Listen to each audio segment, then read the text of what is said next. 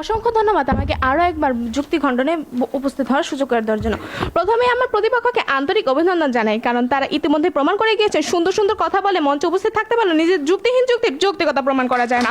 এই পর্যায়ে বিপক্ষ দলে 5 জন বক্তা না তাদের পক্ষে যুক্তি উপস্থাপন করতে পেরেছেন, না আমাদের দলীয় অবস্থানের দুর্বলতা নিশ্চিত করতে পেরেছে, অথচ তারা আমাদের যুক্তির সাথে নিজের যুক্তি গলিয়ে একদম জগা খিচুড়ি বানিয়ে ফেলেছেন।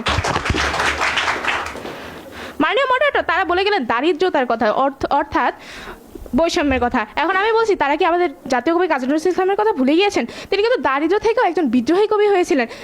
তিনি লেটো গান গেয়েছেন, রুটির দোকানে কাজ করেছেন, তবুও তার মায়ের শিক্ষা তাকে বিদ্রোহী কবি হয়ে ওঠার জন্য শক্তি দিয়েছিলেন।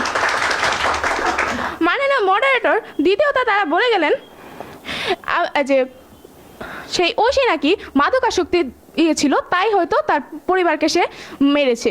এখন আমি বলছি, মাদকাসক্ত তো হঠাৎ করে তার মধ্যে থেকে ঢুকে পড়েনি ভূতের মতো, সে তো আস্তে আস্তেই হয়েছে। এখন মাদকাসক্ত যখন নতুন থেকে তার আসক্তি হয়েছিল, তখন তার পিতামাতা কোথায় ছিলেন? মাননীয় বিজ্ঞ বিচারক মণ্ডলী, যদি তার অভিভাবক সচেতন থাকতো তাহলে কিন্তু তার এরকম পরিস্থিতি হতো না এবং তাদেরও এরকম পরিস্থিতিতে পড়তে হতো না। মাননীয় মডারেটর, আমরা এখনও আমাদের অনেক প্রশ্ন তাদের করে গেছি, কিন্তু আমরা তাদের কোনো উত্তর পাইনি।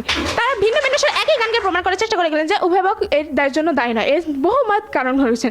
তা আমি আবারও বলছি, এখানে বাস্তব চিহ্ন একটি, অর্থাৎ অভিভাবকের উদাসীনতা। অভিভাবক যখনই তার দায়িত্ব উদাসীন দেখাবে, তখনই বাকি যুগগুলো কাজ করতে পারবে। মাননীয় মডারেটর, একজন শিশু জন্মায় শূন্য হাতে, তার শেখার প্রথম শিক্ষক অভিভাবক। শিশু কিন্তু প্রথমেই তার মায়ের পেটের গর্ভ থেকে কিন্তু সবকিছু শিখে আসতে পারে না, সে প্রথমেই নৈতিক হয় না, আবার প্রথমেই কিন্তু অনৈতিক হয় না। তার আস্তে আস্তে পরিবেশ এবং অভিভাবকের নির্দেশনায় তাকে ভালো মানুষ হিসেবে গড়ে উঠতে পারবে।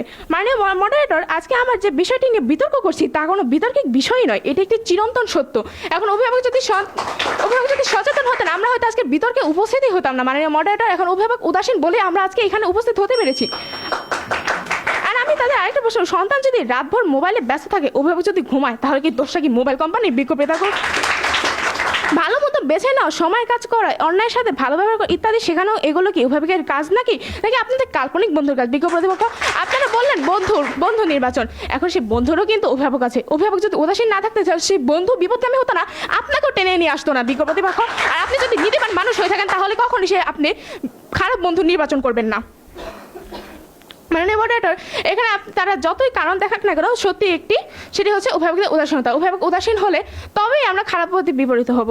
এখন আমি একটা প্রশ্ন করতে চাই, আজকে সমাজে যখন আমরা দেখি মাদকাসক্ত তরুণ বা দুর্নীতিতে জড়িয়ে পড়া যুবক, তখন আমরা তাদের দোষ দিই ঠিকই, কিন্তু প্রশ্ন হলো তাদের অভিভাবক থাকা অবস্থায় তারা কিভাবে এরকম পথে গেলেন? তারা সত্যিকারের অভিভাবক হলে তাহলে আমরা কি আজকে এতটা নষ্ট হতে থাকলাম? বিক্ষোভ কর্তৃপক্ষ, নৈতিকতার আলোতে গড়ুক আগামী সমাজ, অভিভাবকদের সচেতনতা হোক উন্নতির সাজ। মাননীয় মডারেটর, আমার প্রতিপক্ষ এখনও অভিভাবক শব্দটি বুঝতে পারেনি। অভিভাবক বলতে আমরা সেখানে প্রত্যেক দায়িত্বশীল মানুষকে বুঝিয়েছি, একটি সমাজের রাষ্ট্র, সরকার, স্থানীয় সরকার, অর্থাৎ আমাদের প্রত্যেক দায়িত্বশীল মানুষ।